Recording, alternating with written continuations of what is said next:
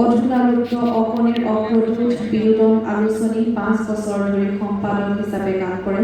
তেখেত এগৰাকী সাংস্কৃতিক আৰু সত্ৰীয়া সংস্কৃতিৰ লগত ওতঃপ্ৰোতভাৱে জড়িত।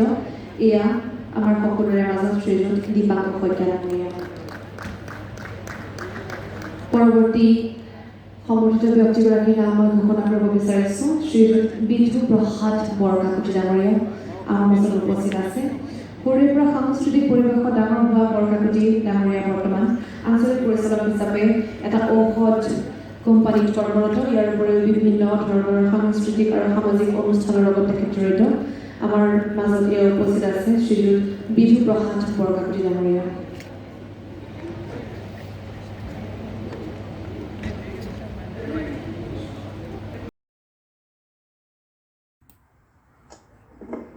কৃষ্ণ কৃষ্ণ কৃষ্ণ জয় জয়তে আমাৰ পৰম পূজ্যবাদ সত্ৰাধিকাৰ প্ৰভু ঈশ্বৰ শ্ৰীচৰণ আমাৰ শতকোটি সেৱা আগবঢ়ালোঁ।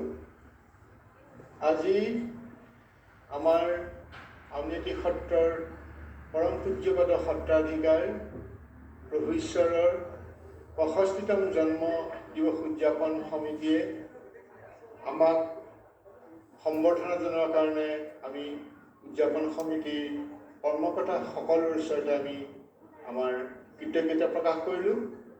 আমাৰ আজি আচলতে আমি এই সম্বৰ্ধিত হ'ব পৰা ব্যক্তি নহয়। আমি কিয় আমাক এনেকৈ সম্বৰ্ধনা জনালে গম নাপালোঁ বা যিয়ে কি নহওক আমাক সম্বৰ্ধনা জনাইছে। আমি আশা কৰিছোঁ যে আমাৰ এই সম্বৰ্ধনাৰ জৰিয়তে আমি যেন আমাৰ মহাপুৰুষ শ্ৰীমন্ত শংকৰ গুৰুজনাই যিধৰণে অসমত বৈষ্ণৱ সংস্কৃতি এক শৰণ হৰিনাম ধৰ্মৰ যি প্ৰসাৰ প্ৰচাৰ কাৰ্যত ব্ৰতী হৈছে আৰু সেই অনুযায়ী সত্ৰ নামঘৰসমূহ প্ৰতিষ্ঠা হৈছে, এই সকলোবিলাকৰ কামত যেন আমি নিজকে জড়িত কৰিব পাৰোঁ সেই ভাবি আমি আশা কৰি প্ৰভু ঈশ্বৰৰ ওচৰত আমি সেৱা জনাইছোঁ আৰু নিশ্চয় প্ৰভু ঈশ্বৰে আমাক তেনেধৰণে আশীৰ্বাদ প্ৰদান কৰিব। আজি অনুষ্ঠানত উপস্থিত থকা আমাৰ ডেকা সত্ৰাধিকাৰ প্ৰভু আছে, তেখেতৰ শ্ৰীচৰণত আমি সেৱা ভেটি আগবঢ়ালোঁ।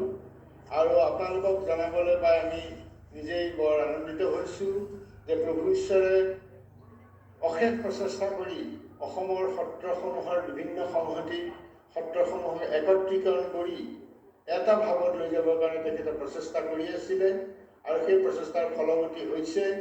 আৰু তেখেতেই আমাৰ হিচাপত এনেগৰাকী আমাৰ পুৰুধা ব্যক্তি, এনেকুৱা এগৰাকী ব্যক্তি যিগৰাকী ব্যক্তিয়ে অসমৰ আউনীআটী সত্ৰৰ পৰাই শ্ৰীমন্ত শংকৰদেৱৰ নামত প্ৰতি বছৰে এটি বঁটা প্ৰদান কৰি আহিছে।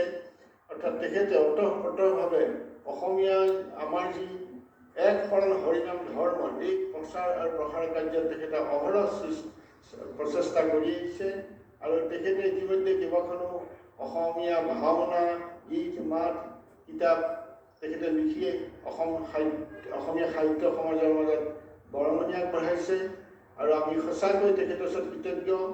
আৰু তেখেতৰ আজি 65 বছৰ জন্মদিনৰ দিনা আমি প্ৰভু ভগৱন্তৰ শ্ৰীচৰণ কাটাৰ কাপুণ্য প্ৰাৰ্থনা কৰিছোঁ। তেখেতক যেন ভগৱানে সুস্বাস্থ্য প্ৰদান কৰি আমাৰ মাজত আৰু অধিক উৎসাহ উদ্দীপনাৰে কৰ্ম কৰি যাবৰ কাৰণে আমাক ভগৱানে যেন তেখেতক কৃপা কৰি সেৱা কৰিব পাৰে। আমি এইখিনি কামৰ গৈ আমাৰ সমস্ত অপৰাধ প্ৰভু ঈশ্বৰৰ চৰণত আমি অপৰাধ মৰ্জনা বিচাৰি আমাৰ চৌমুখ বা সামৰিব। কৃষ্ণ কৃষ্ণ কৃষ্ণ।